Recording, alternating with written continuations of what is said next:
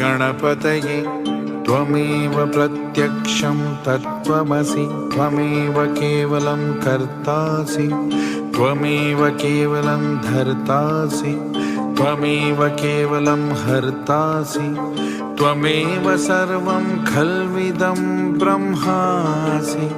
त्वं साक्षादात्मासि नित्यं धृतं वच्मि सत्यं वच्मि अवत्वं मा अवभक्तारम् अवश्रोतारम् अवदातारम् अवधातारम् अवानुचानम् अवशिष्यम्